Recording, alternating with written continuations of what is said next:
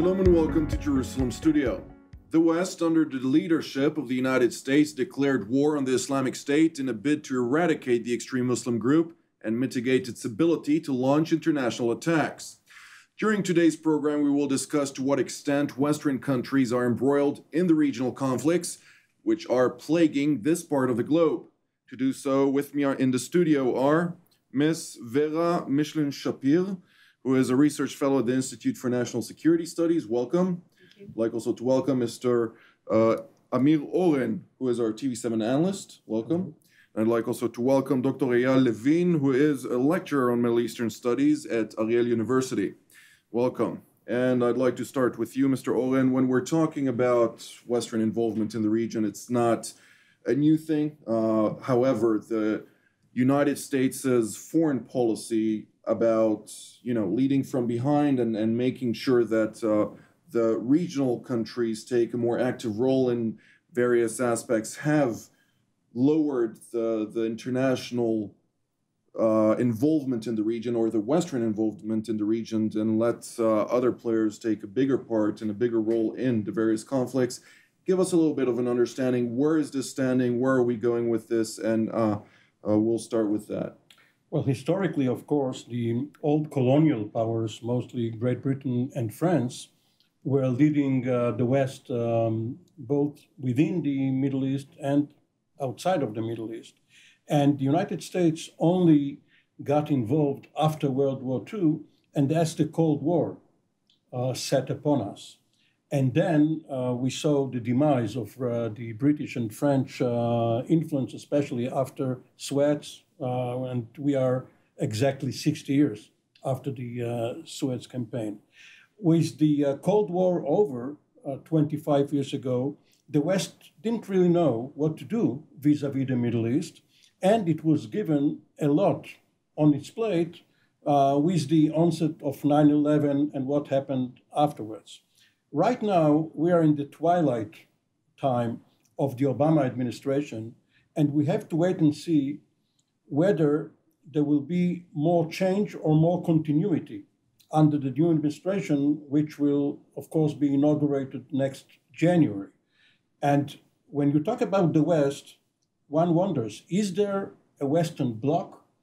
Is Britain back to its old special relationship with the United States? And Europe is only the continent with Brexit? So right now, it's a time of testing for all of the players. Ms. Michlin-Shapir, when we're talking about the various aspects of the region, we can see on the one hand the United States, of course, very active with its own coalition against the Islamic State in Syria. On the other hand, we see the French, who have also declared war against the Islamic State and other Islamist organizations in the region, are also very active in Syria, but also active in various cooperation agreements with Egypt and Saudi Arabia, and they're embroiled in a lot of deals that have also given it the opportunity to sell two aircraft carriers or helicopter carriers to Egypt. And we see also Great Britain, who is also very much keen on development and various aspects like that. How strong is the West actually embedded within the region, or is the West currently stepping out slowly, as Oren also says? Is it one block, or is it just separate occurrences that really can't be defined at the moment? If you're looking at it from the point of view of sort of overall Western approach to the Middle East, then definitely you see a certain withdrawal from this region. You see that the West as a whole is moving back from the Middle East for various reasons, not the least because there are interests in other geographic areas, both business interests, which are stronger in other geographic areas, and also challenges and security threats that are stronger in these regions. So overall, you can see a certain withdrawal. But again, decoupling this sort of Western bloc, if you look at the US, then you look at the EU as one bloc, and you look at the member states of the EU, and now Britain that is exiting the EU, then you see that there is a variety. The EU has taken a definite step back as a bloc from the Middle East. You can't really see an overall policy in the Middle East. The only thing that the EU agrees in the Middle East broadly is the Israeli-Palestinian peace process. This is the only point of consensus. Everything else brings the EU into turmoil. And if you look at the member states, then yes, you see business interest, you see more entrenchment in business interest, and you see also more willingness to move in coalitions with the US. To contain negative trends. Dr. Levin, how do you see this also on the Middle Eastern part towards Europe? Do you see here some kind of effort by regional countries to change the balance to, as the foreign minister Samir Shoukry from Egypt said, lay the eggs not just in one basket, which is the United States and the West, but rather start putting it in different places? The way I see it, whatever they do, the Western parties, they always end up like an elephant in a China store, because one of the things that they tend to do is they tend to color who are the good guys and who are the bad guys, who are the more extreme and who are the more moderate. The only point is that there are no moderates and no extremists and no bad guys and no good guys. Mm-hmm. So eventually they end up always supporting the wrong party. I'm not sure there's a right party, but they always end up supporting the wrong party. And when they back out, they always leave chaos after them. And this, by the way, goes back to the Suez Canal back decades ago. Mm-hmm. Mr. Oren, can you give us also a little bit of an understanding? When we've been looking on the situation on the involvement of the Western countries in the region, we also look specifically on Syria. Syria is a country that the West has tried to stay out of that conflict for various reasons. One of the reasons, of course, is the public opinion on conflicts is not that great in the West, and people are a little bit tired from ongoing conflicts in the East and the Middle East. So when we see now the refugee crisis appearing, suddenly everybody is keen on trying to resolve this situation, which is the biggest refugee crisis since World War II, something very significant for the Europeans. And of course, it speaks to the hearts of many people at home. How do we see now those things developing, that there is a keen interest on making a difference, but at the same time, reluctance from actually entering the boots on the ground and so on? Well, obviously, if you look at Europe, you have the various vectors operating in Turkey and from Turkey towards the members of the EU, especially Germany. You see the political upshot of what is happening even in the last few days in Merkel's setback, and in France, in Belgium, and other places. But I'd like to point out what is happening in the United States. In the United States, you have two sorts of influence. One is political. There are not that many Syrian refugees coming to the United States, but Donald Trump is using this issue to point to the danger of Islamic penetration of Fortress America. The other sort of influence is strategic. You have military planners at the Pentagon and at EUCOM, the European Command of the United States, which is almost the same as the NATO command, but it is an American command, and it is frustrated because its main threat is Russia. But when President Obama looks at Russia, he also sees a partner in Syria. And the EUCOM planners, whenever you see a general, whether the commanding general of EUCOM or the commanding general of USAFI, the United States Air Forces in Europe, when they appear in Congress, they testify, they can say what they wish. It is not a press conference, and they have to testify. You see that they are very much anti-Russian. They suspect the Russians. Russia is considered threat number one for them. But Obama, if he wants to eradicate, as you said in the beginning, to eradicate the Islamic State, if he wants to stabilize to some degree Syria, and he has to consider whether Bashar Assad stays or not and for how long, he must find some sort of formula to coexist with Vladimir Putin, which he has done during the G20 conference and in other places. So you see this tension between the political echelon and the strategic planner.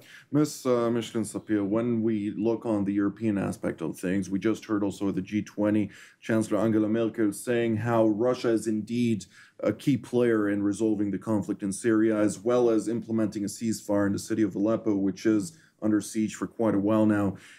Can we see also a European understanding of the significance of Russia in the conflict and in the Middle East as a whole? And is it really taking part in battling Russia as the United States is when it is in a power struggle over the Middle East, or is it more out of concern for its own safety? I think that the European stance is in a dilemma and in internal conflict over the Russia issue, over relations with Russia, more or less as much as Mr. Oren described in the US. Because on the one hand, Russia inserted itself very aggressively into the conflict in Syria in a way that it can no longer be ignored. But on the other hand, in Europe, in the European arena, Russia is viewed as a threat. After Crimea, Russia is viewed as a definite threat. And for Germany, there is a geographic proximity, and this is also why Angela Merkel has a very hard line on the European issue, on the Ukrainian issue, and on sanctions against Russia. So there is a tension that was specifically created by the Russian policy planners in order to create this dilemma, in order not to put Russia only in the bad camp, but to create this gray zone where you have to cooperate with Russia. Dr. Levin, when we're talking on regional powers, I'd like to focus on Turkey. President Recep Tayyip Erdogan just last month went to meet in St. Petersburg with the Russian President Vladimir Putin, during which he actually signaled, according to certain experts, to the West that if you're not going to be on my side after cooling relations between Turkey and the European countries as well as the United States, that he's going to reproach towards Moscow and improve relations with Moscow and also cooperate on various aspects with Moscow in the region, in the conflict in Syria and other regional aspects. How deep is this situation of regional countries actually using this chip, which is Russia and the fear of Russia and the West, to try and mitigate or get Western approval on certain aspects? Well, the Turks played an additional card. After that, they invaded Syria, which all of a sudden, changed. It's a new ball game after that. Yes, of course, everybody takes advantage of any little movement. It's like a chess game. It's like a chess game, and the frustrating thing is we don't even know what the next stage is. Mm-hmm. But the difference, and perhaps this is one reason why Erdogan went to Putin, the difference is between democracy and dictatorship. That's true. When Erdogan goes to Putin, he knows that he can cut a deal and that it will be implemented on the other side too. When he talks with Obama or with Biden a few hours before the invasion that Eyal just mentioned, well, this is an election season. The Republicans have been blocking whatever the Democrats wanted to do. We are going to have a new occupant in the White House in a few months. There's nothing you can do. If he wants Gulen extradited from the United States, he's not going to get him. Had he been in Russia, his head would have been on a platter on the afternoon flight. So for Turkey, it's obvious. Russia is an actor, and even though Donald Trump considers himself the master of the art of the deal is between dictators. Ms. Michlin-Shapir, how do you see this? I wanted to add on this because I think that this is an image that Russia is working hard to project. This image of being a trustworthy country for a dialogue, that you can cut a deal with the Russians. And it's been working for it in the Middle East. And it's been, yes, exactly. So this is something that Russia is working towards. It's not just out of the blue that we're saying that Russia is a trustworthy partner for dialogue, because if you speak to Europeans, they would say, well, they have a completely different understanding of how the Russians work and how you can or can't cut a deal with the Russians. But obviously now we face a situation in our region where Russia established itself as a viable partner for different regional powers. And this is an advantage. May I add something? You know, the Spanish Civil War was considered a test bed for the Germans and for the Russians, of course, in the run-up to World War II. What we're seeing in the Syrian civil war is something not very different. You see the Russians using this laboratory to send signals. For instance, they launched Caliber cruise missiles from the Caspian Sea when they didn't have to. They could have just as well used aircraft, but they wanted to show the Americans and the Europeans that in their arsenal they have many tools and they can use them, and this is a signal regarding the missile defense system which the United States and European countries put up. So again, the Syrian civil war, one should look at not only as Syria, but also as a laboratory. Dr. Levin? It goes together with the supposedly, I don't know if it will take place or not, the meeting between Netanyahu and Abu Mazen. All of a sudden, it's not John Kerry who's the mediator, it's not Tony Blair, it's Putin. Exactly. Well, let me ask you this. Is the Middle Eastern reliance or belief in that indeed Russia is a trustworthy mediator the failure of the West or the success of Russia? Wow, I think it's both. I think it's both. Of course, it's the failure of the West, because the West tried to be an unbiased mediator, but you can't be unbiased if you're biased. Mm-hmm. But then I'm not sure that the Russians are going to succeed where the West has failed. It's yet to find out. They're only beginning. I don't even know if the meeting is going to take place. Mr. Oren, when we're talking about the West, is there anger from Europe that has considered Washington to be its leader, or the Western leader, or Washington considered itself to be the leader and European countries actually played along? When it comes to the Middle East and the failures of the foreign policy of the United States in so many aspects, which has created a certain vacuum, which has given Moscow the opportunity to infiltrate the region anew after the fall of the Soviet Union, is there some kind of anger towards Washington by European states about the unsuccessful endeavors of President Obama? There's anger and frustration all around, because for the last 15 years, starting with Afghanistan and then Iraq, which means President Bush and then Obama, there have been coalitions of the willing, and you had ISAF in Afghanistan, and then you had other forces in Iraq, and there was a lot of tension regarding the relative contributions of the partners. The Americans didn't think that the Europeans were carrying their weight in blood or treasure. And if you go back even to Secretary of Defense Gates, when he attacked the Europeans for not doing enough in burden sharing.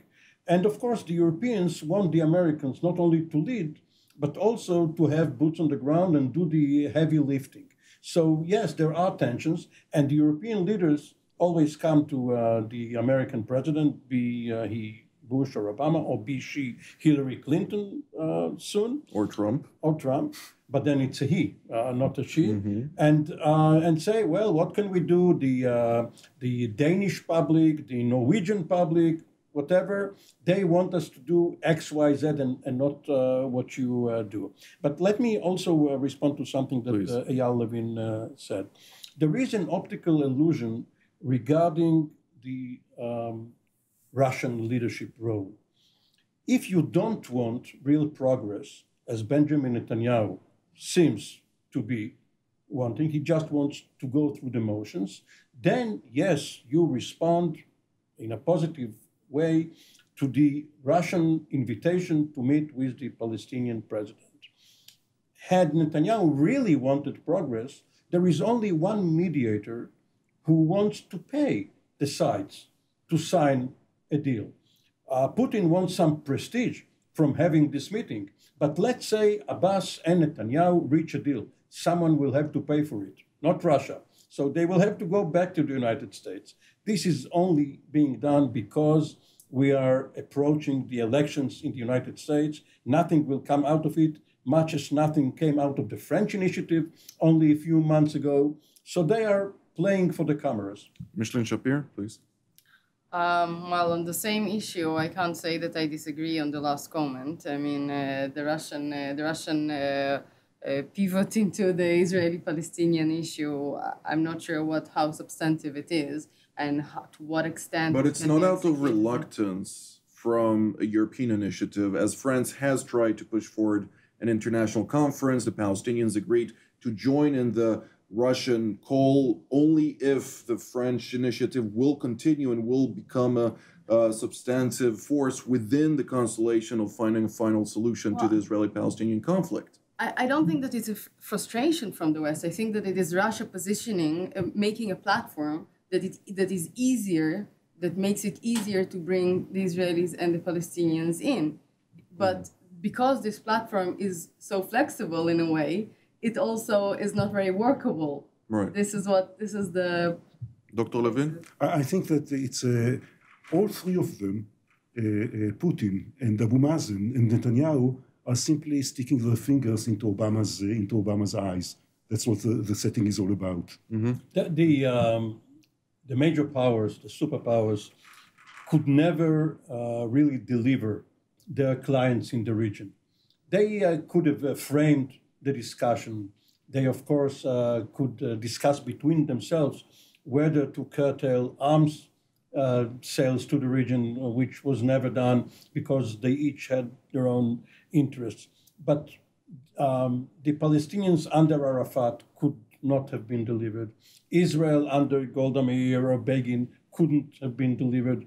It was only when the Israeli and Palestinian and Egyptian and Jordanian leaders felt that their publics will support whatever deal was reached with the other side and that someone will pay for it in order to sweeten the bitter pill, that a deal could have been struck. But the so-called imposed solution was never really in the cards. I'd like to move to a different area or a different country, Saudi Arabia. It used to be a big backer of Western civilization when it comes to the oil industry. Many businesses in the West are owned by Saudi Arabia, and there's a lot of commerce and cooperation between Saudi Arabia and Western countries. And now, slowly, we're seeing some kind of change of an approach from Saudi Arabia towards the West. Can you give us a little bit of an understanding on that? Obviously, the Saudis have been very shrewd investors. And they know, as was said earlier regarding the eggs in one basket, that you cannot deposit all of your savings in one bank, in one account, in one sort of investment. And when they see the West in decline, and when their main threat is Iran, and they fear that the West is going to cut a deal with Iran, the emerging leadership in Saudi Arabia is going elsewhere. It's going to Asia. It's going to places like Pakistan and Indonesia and South Korea, and looking for new allies. And it may also have some clandestine dealings with Israel because they want the kingdom to be protected from threats, both foreign and domestic. Now, you also have another actor in the Gulf, which is UAE. And you see the Emirates everywhere. We'll get to them next. Ms. Michlin-Shapir, when we're looking at Saudi Arabia, we see lots of investments, as Mr. Oren just stated, are directed now towards Iran, a lot of new business, a lot of new opportunities. How much does this affect the relationship between European countries and Saudi Arabia? Well, at the moment that a country decides to start diversifying its partners, obviously the relationship will start to erode. This is quite natural, and I think that we'll have to see in the future where it will go, because I think that things are not. I think that the Middle East and the Western involvement in the Middle East is still in turmoil, in the sense, and this I can take from what we just talked about, is that the fact that the West withdrew from the Middle East and new players came in very aggressively, like Russia, it also draws back Western powers into the Middle East, because there is this movement. So we'll have to see how these things develop, how this dynamic develops. Dr. Levin? I think the Saudis are, on top of all that is being said, are very disappointed from the Americans, because all of a sudden the Americans start speaking about democracy. And when you speak about democracy, that's when you don't back Obama, Mubarak. You let your old friends fall aside, and the Saudis look at this and they say to themselves, "Wow, we might be just the next one in line." Mm-hmm. And I think they are fearful and disappointed and fearful. That's Nevertheless, when we see the height of the democracy wave was under Bush and the war in Iraq and Condoleezza Rice going to the Palestinian Authority and demanding from Israel free, full elections. And we know how that all played out, both in Iraq and in the Palestinian Authority. So it subsided. And had you tried to guess 35, 37 years ago, after the revolution in Iran, whether the kingdom in Saudi Arabia, whether the Hashemite kingdom of Jordan, whether the Moroccan kingdom would survive, you wouldn't bet on it. Nevertheless, we're looking at the last 2 minutes of the program. Mr. Oren, I'd like to start with you. How do you see in the near future Western involvement in the Middle East? And will things start to change into more involvement, more emphasis on the region? The key is what is happening over the next few weeks in the fight against the Islamic State. If Mosul falls, and if the Iraqi political system, which is in turmoil, if it is stabilized enough to govern Mosul after it is taken from the Islamic State, and then Raqqa in Syria falls, and the Islamic State is considered to have been defeated, then the West may coalesce again under some American leadership pending the election. Ms. Michlin-Shapir? I do focus on this dynamic of the West being drawn back into the Middle East. On other powers, specifically Russia, coming into the vacuum, drawing back the West into the Middle East, drawing back the US in, and because of this understanding that this region is too important to be left on its own, I think that even without much joy or interest, Western powers would have to continue to be involved. Dr. Levin? In political science, we keep arguing about the past. We try to guess what goes on in the present. I haven't the foggiest idea about the future. But you know, the difference between what has happened, let's say 1990-91, with the first Gulf War, and then 2003 and the present, is that the defensive interests of the West are at play because of the wave of refugees and because of the terror acts within Europe. The West has to fight in the Middle East. Absolutely. This is all the time that we have for today. Ms. Vera Michlin-Shapir, thank you so very much for coming here. Mr. Amir Oren, it's been a pleasure.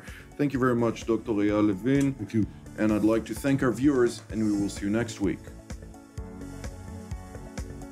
TV7 Israel's mission is to give you, our viewers, truthful information, which in effect will give you a chance to really understand what is happening in Israel and its region. If you're blessed by our programs and believe our mission to be important, we urge you to support us and become a voice for Israel. You can support us by going to our website at tv7israelnews.com. This program was made possible through your donations.